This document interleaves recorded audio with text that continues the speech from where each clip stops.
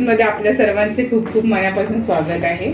आज दादीज रेसिपीजमध्ये मी झटपट आपल्या सर्वांना एक नाश्ता दाखवणार आहे, अगदी सोप्या पद्धतीने आणि झटपट। हे बघा, मी इथे इडलीचं पीठ घेतलेलं आहे, इडलीचं बॅटर। मी ऑलरेडी माझ्या व्हिडिओजमध्ये दाखवलेलं आहे की इडलीचं बॅटर कसं बनवायचं, आणि त्याच ते माझ्याकडे आता अवेलेबल होतं म्हणून मी ते घेतलेले आहे। आणि सगळ्या झटपट आपल्याकडे भाज्या ज्या ज्या अवेलेबल आहेत त्या घेणार आहे मी।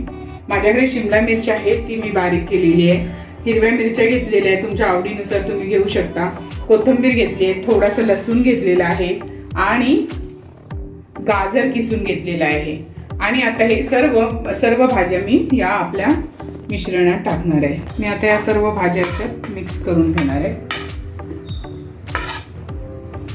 मिरची आपल्या चवीनुसार, पण नको, मी आधी त्याला फोडणी घालते म्हणजे मुलांना तिखट नको असतं म्हणून। गाजर पण मी भरपूर टाकते, पौष्टिक आपला नाश्ता होणार आहे।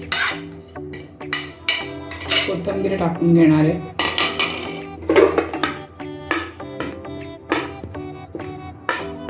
आणि पॅरलरली मी त्याची फोडणी तयार करून घेणार। फोडणीसाठी मी यंत्र घेतलेलं आहे। असं मी तेल घेणार आहे, याच्यामध्ये एक मोठा चमचा भरून। आता तेल कडकडलं की मी त्यात राई आणि जिऱ्याची फोडणी टाकणार आहे।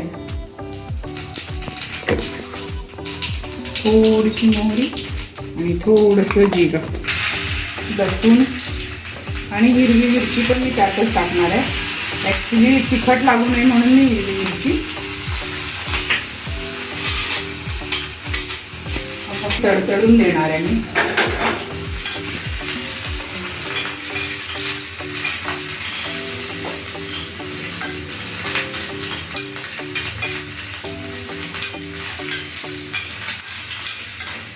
याच्यावर टाकून मीठ टाकून घेणार आहे आणि चाट मसाला। असं मी चाट मसाला काढून थोडीशी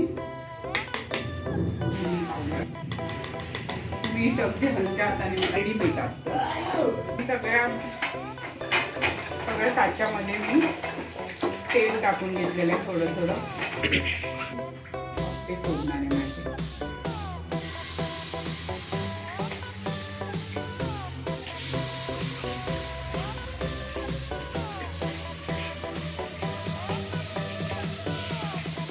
मी आता 2 मिनिटं फक्त झाकण ठेवलेलं आहे त्याच्यावर। सर्व आम्ही आप्पे कसे उलटे केलेले आहेत, जरा ते चांगले खालनं फ्राय झाले की लगेच पलटी मारून घ्यायची, व्यवस्थित फ्राय झाले की। तर ते असे पलटी मारून घेतलेली आहे आणि अशाच पद्धतीने आम्ही सर्व आप्पे केलेले आहेत। आणि आता सर्विंगसाठी रेडी आहे, केकमध्ये काढून मग तुम्हाला पुढचं दाखवते। छान झालेले आहेत आप्पे, झटपट। तुमच्याकडे चटणी असेल तर तुम्ही खोबऱ्याच्या चटणीसोबत सर्व करू शकता। आता माझ्याकडे जे अवेलेबल होतं ते मी सॉस घेतलेलं आहे। बिना सॉसचे पण ते इतके टेस्टी लागतात की तुम्ही पण अशाच पद्धतीने करून पहा। आणि रेसिपी आवडली असेल तर लाईक, शेअर आणि सबस्क्राईब करायला विसरू नका। धन्यवाद, बाय बाय।